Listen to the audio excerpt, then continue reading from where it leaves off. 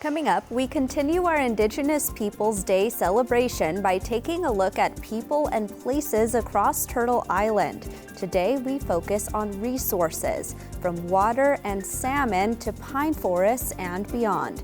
We have those interviews ahead on this special edition of the ICT Newscast.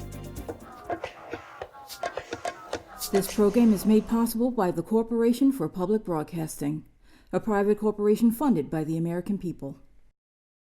The ICT Newscast is sponsored by the Indian Land Tenure Foundation, a nonprofit organization serving American Indian nations and people in the recovery and control of their rightful homelands. On the web at iltf.org.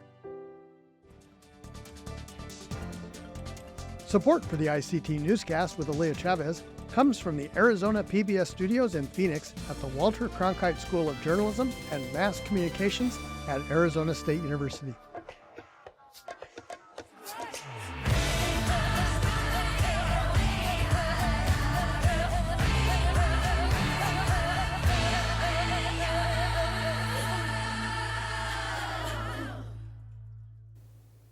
Amadawa Hopa. I am Aaliyah Chavez, and we thank you for joining us for this special edition of the ICT Newscast. Today we are taking a look at resources, and what better way to start than with water. In northern Minnesota, ICT's Stewart Huntington learned about the Red Lake Nation's effort to reclaim stewardship of part of their namesake waters. Take a look. This is our stolen part of the lake and stolen pieces of our land here. In 1889, foresighted leaders of the Red Lake Nation rebuffed federal efforts to divide or allot tribally owned territory into individually owned parcels. That allotment policy carved up U.S. reservations and eased the way for non-natives to swindle Indian land.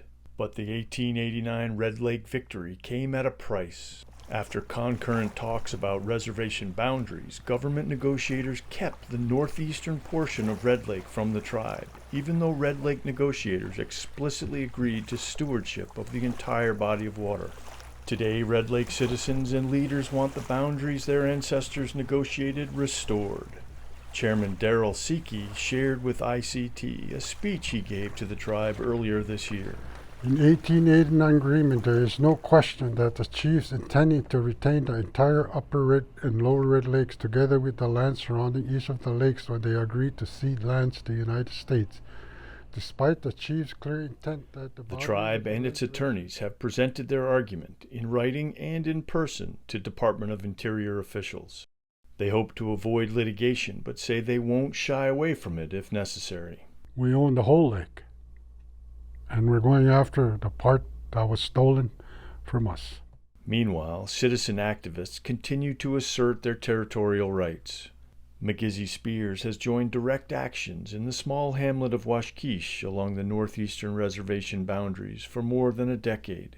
We've proven our points here to the Minnesota DNR and the Beltrami County Sheriff's Department that we're in charge of this lake here by proving it over 5 different summer fish-ins over the years. We've started in May 13th of 2011, where we fished the day before the fishing opener, and we fished without fishing license, and we also let the Minnesota DNR know that we were going to be in the vicinity fishing. While Spears and his colleagues stand up for tribal sovereignty, tribal leaders underscore they have no quarrel with the non-native people and businesses of Washkish. The United States government should take care of the people that live on the east boundary side of the lake, because we're not going after them, we're going after the United States government. That kept the tribe from feeling whole. Tribal Council Secretary Samuel Strong says the lake is much more than a place for summer boating or winter ice fishing. We've always seen the lake as one of our relatives, and as such, we have to protect our lake. We have to protect our relatives in that same way. And so when we think of the lake, we think of how do we make sure that the fish are strong and vibrant? How do we make sure that there aren't invasive species coming onto the lake? The lake has always been a part of our reservation. We've always come back to the truth that we would never give up this lake. We would never give up on our own relatives. In the Red Lake Nation, Stewart Huntington, ICT News. Staying with the water theme, we turn now to what's in the water. To many tribes, that means salmon, an overfished relative that is losing its habitat. That's part of the reason one Alaska Native leader took his concerns all the way to the United Nations. Chief Gary Harrison from the Chickaloon Native Village traveled to New York in the spring. He went to the 22nd session of the UN Permanent Forum on Indigenous Issues. His message: Indigenous communities in Alaska need better access to ancestral resources. Right now, the subsistence fishing has basically been cut out because of the crash of the salmon in many of the rivers, and it's a very big problem. So one of the problems with it is the trawlers out in the ocean that scrape up everything and basically decimate everything, and then they throw away like 1 million pounds every 2.5 days of bycatch. And this bycatch is a lot of the salmon that we eat, and which is our subsistence. And I don't like the word subsistence because it's sustenance is what it takes. Sub is somewhere below that, and we want not only sustenance, but we want to do better than sustenance. We want to thrive. We need to have a set aside for the indigenous people so that we're not competing against the commercial fishing and the sports fishing and the personal fisheries. We need a set aside. We shouldn't have to compete with them. And a lot of people, they don't understand what all of this really means. Well, the commercial fish, they catch the fish before they even get in the river. And the fish got to get in the river in order for them to go upstream and spawn. The personal fisheries is all of the other people that get there. And the sports fishing is even problematic. And a lot of people say, well, catch and release. Well, there's a couple of problems with that. Number one, if you catch a salmon prior to it getting to its spawning grounds, you're going to tire it out and it's not going to be able to make it. Number two, when they are in the spawning grounds with their power boats, they mess up the spawning grounds for the salmon. And a lot of times, if they've already spawned, it will kill the eggs.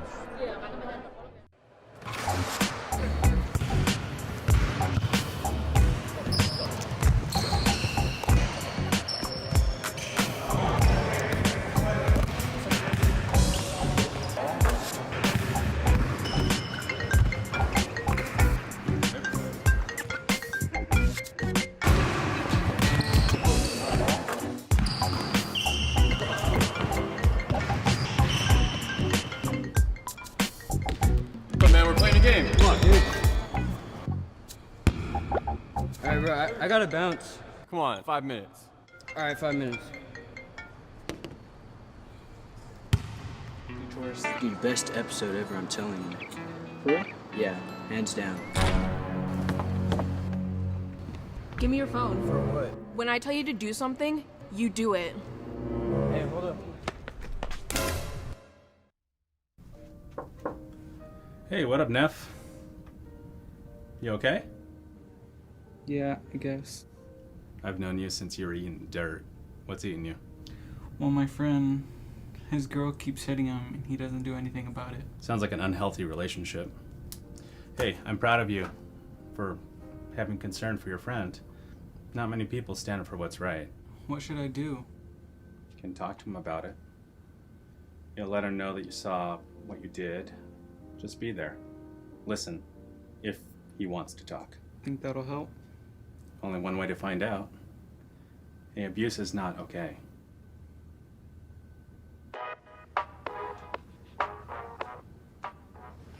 Hey Tyson, what's up? Not much, man. I saw what happened the other day. What are you talking about? I saw what happened between you and Becky. Do you want to talk about it? Yeah, I kinda do. Know someone in an unhealthy relationship? Don't back away. Seek advice from someone you trust and look out for one another. After all, We are Native. In a healthy relationship, I deserve to be loved and safe.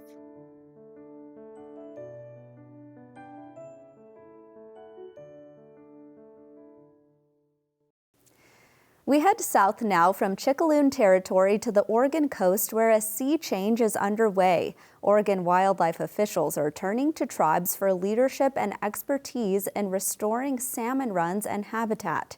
ICT's Stewart Huntington visited with tribal leader Brad Knieper from the Confederated Tribes of Coos, Lower Umpqua, and Sayus-Law about their new packs. Welcome to the show, sir. Glad to be here.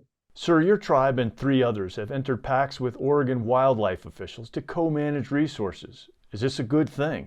Yes, other tribes are entering into these agreements as well and working on those agreements as we speak. We're happy to be able to do this with the state and partnership with them. And the state is overtly welcoming and encouraging Indigenous knowledge and Indigenous ways into these management practices. That seems like a model that other states are not following. Yes, we would hope that someday they will do that. Oregon has a history of partnering with the tribes. There are gaps in those agreements and those partnerships, but we're working to close those, as is the state. I understand that under these agreements, the tribes can bring some financial resources that the state can't access to these projects. Is that accurate? That's accurate. Tribes are eligible for some grants that the state may not be able to as well as tribal resources that we have already, but it does work for the tribe and for the state. The state says that it wants to enter pacts with all 9 Oregon tribes. That seems like something that's very positive.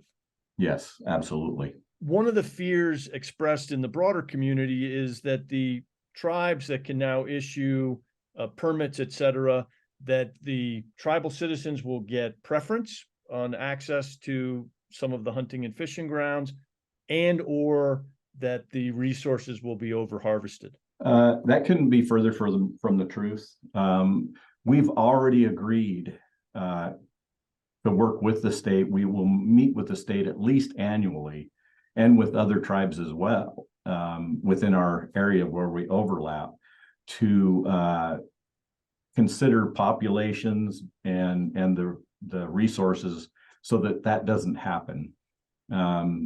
It's simply a matter of changing the regulation and the issuance of tags and things like that from the state to the tribe.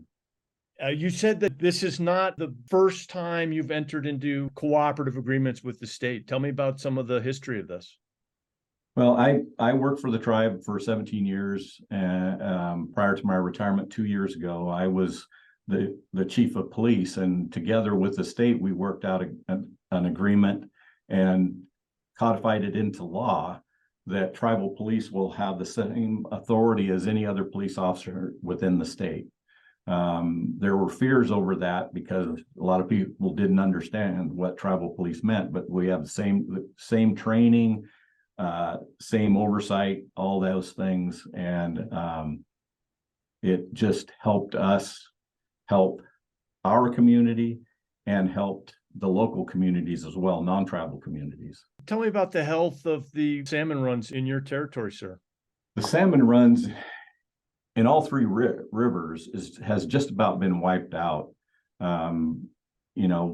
Whatever the reasons are, I'm not going to go into those, but the salmon runs are just a fraction of what they were not all that long ago, actually, but they're just about wiped out. There's very little salmon return anymore, and they've actually closed seasons in some of the rivers because of it to try to protect it.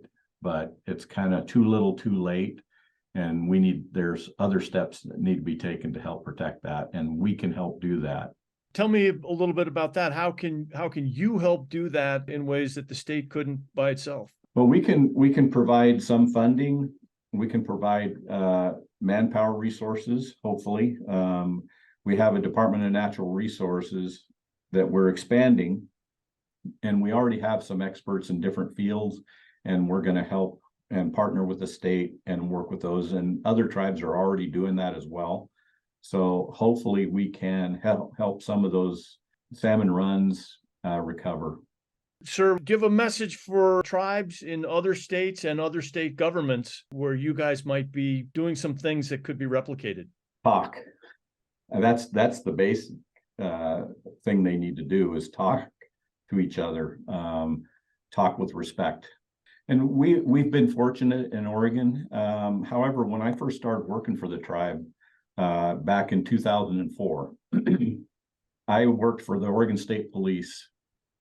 Right, I resigned to take the job with the tribe to build the police department. When I first started, nobody took us seriously. I attended meetings with other chiefs and with the sheriff and different people from Oregon State Police, the agency I came from, and nobody had an understanding of how even tribes worked. They didn't know anything about jurisdiction. They didn't know anything about treaty tribes. They had no knowledge whatsoever. And so they didn't understand how it worked. And I went from, I was a patrol sergeant in my office. And so I went from having full police authority one day, March 31st. And then on April 1st, when I started with the tribe, I had absolutely no authority. And so I had to build a police department from the bottom up. I had to build relationships with all these different agencies, and the tribal chiefs and some executives from each tribe. We met every month, and we talked about this, and we had discussions with the state. Senate Bill was at 770, I believe, mandated the state to work with tribes on different things and collaborate. That kind of opened the door for these agreements and collaborations. Which goes back to your original comment, talk. Mm-hmm. Exactly. Communication is key. And so people need to be educated on both sides. Thank you very much for joining us, sir. Thank you. Since we spoke with Knieper last summer, all 9 Oregon tribes have entered co-management agreements with state wildlife officials.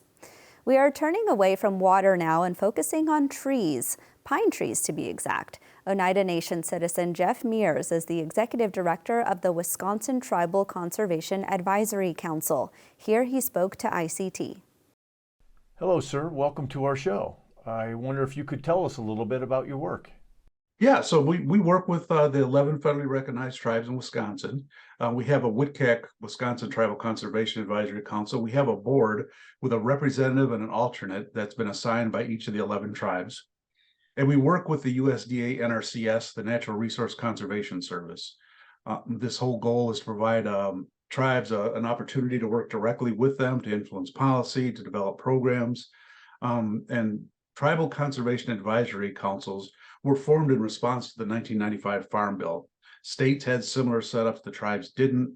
So as NRCS staff and tribal leaders pushed for this, and proud to say that the Wisconsin one, the WCAC, was the first one formed in the nation. So we meet regularly with USDA staff and the tribes to talk about programs, program implementation, technical assistance. You're more effective working together with the federal agency than if you try to do it all individually, 11 tribes working separately? Absolutely. That's the whole idea. Tribes are limited in staff. They can't have experts in each area. So this is a way we can work with them without them, say, having to hire someone to understand and work directly with NRCS. And the very unique thing, so the federal programs are huge. USDA is a really large agency, but with the Natural Resource Conservation Service, the NRCS, they have an EQIP program. And I'm sorry for all the acronyms. These are all the federal things, but it's the Environmental Quality Improvement Program. So that's where landowners can get reimbursed for doing things on the land that protect natural resources, like from erosion or things like that. There's a lot of different programs that they have. So the tribes have been able to introduce a lot of these reimbursable type programs that they didn't have before, including things like for aquaculture or for wild rice, things that are important to the tribes. The USDA goal for agriculture is to be part of the climate change solution, not just part of the problem. And so we currently do work with tribal governments, but this is an opportunity to work with tribal producers, agricultural producers. And work with them on food safety, which can also have an economic development component. Absolutely, it's all part of it.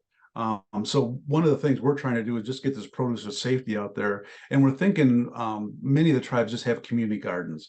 Ho-Chunk, for example, they have that. They have several of their educational facilities. Ho-Chunk is spread out quite a bit, and they each had community gardens in it that they had the students work in. Our job was to educate those that were working with the students of how to handle produce safely. Could the tribe look at economic opportunity? Yes, this would be part of it. All their workers should be trained. We also want to work with tribal producers, those within reservation tribal members, looking for those opportunities to sell at farmers markets. Do you see a day when the tribes are marketing their output under one umbrella? I think that's the big picture, to reestablish these trading that tribes have done for millennia, and now to look at it in modern day today, how they're going to redevelop those trading connections. Super exciting. And it seems like, as you said, that Wisconsin was the first state to come together under the 95 Farm Bill. Right, for the Tribal Conservation Advisory Councils is the first one in the nation. Yep. You guys are leaders in this. I think so. We've had an opportunity to work with other, like, for example, the tribes in Minnesota, presented to them several times of what we formed in Wisconsin. They have the opportunity to do the same thing, and the same with Michigan. So yeah, it is just a way to come together, and there's much more power when we're working all together. And these auxiliary programs that can be developed from that. At first, it started just dealing with natural resources, but now because we're working with USDA, it's agriculture. And obviously there's that nexus between agriculture and natural resources. You can't have healthy farming without a healthy environment, and you can't have a healthy environment unless your practices in agriculture don't hurt your environment. So it's just a really good connection. Sounds like you're optimistic for the future, sir. I do. One of the things I've always liked is there's been several food sovereignty conferences. Oneida's hosted them, and they have a very simple message. You can't be a sovereign nation unless you can feed yourself. And I think that really stands to tribes about who they were and who they're going to be in the future. It addresses so many things, homeland security, climate change. There's no reason we should be eating vegetables that are shipped across the country when they can be grown locally. That builds economy, that builds security. So yeah, I do think tribes, I've just seen a renewed interest in everything food and agriculture, looking at what they can do. That's fantastic. Jeff Mears, thank you so much for joining us today. Sure, thank you.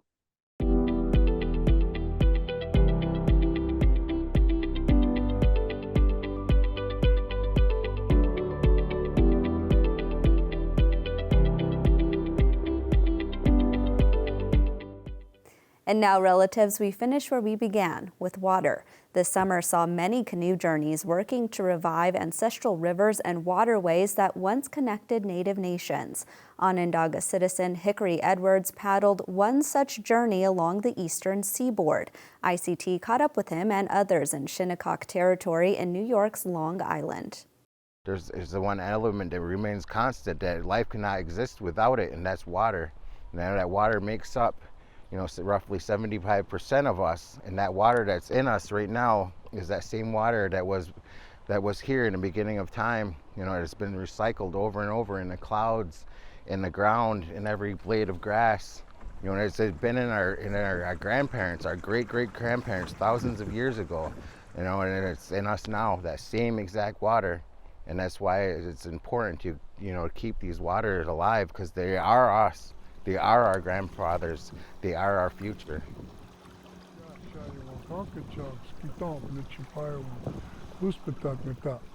Greetings, my friend and relative. My name is Harry Wallace, Giwase Inini in my language, which means hunter man. I'm a Turtle Clan, and I'm the elected chief of the Unkachog Indian Nation, and we are here on our land, which is called Puspatuk, which means the place where the waters burst forth. This village has been in our possession for over 1,000 years. We've never relinquished control or jurisdiction to anybody here. And we're here to celebrate and honor the voyage of our relatives who are traveling by water It is a voyage that has taken place for thousands of years. The original waterways were the original highways of America. And so what this journey is doing is reaffirming our territorial jurisdiction over our water. And we are honored to be a part of this celebration and proud and honored to be a part of this journey. That'll do it for this special edition of the ICT Newscast focusing on resources and Native communities. Be sure to join us tomorrow when we continue our special explorations of this week of Indigenous Peoples Day. This time we look at health and healthcare, and we invite you to remember that around the world, Indigenous people are celebrated. In Canada, Indigenous Peoples Day is always marked by the summer solstice, and on August 9th is Global Indigenous Peoples Day, the day set aside by the United Nations. And that's a slice of our Indigenous world. For all the latest, visit ictnews.org. From all of us in the newsroom, stay safe, my relatives.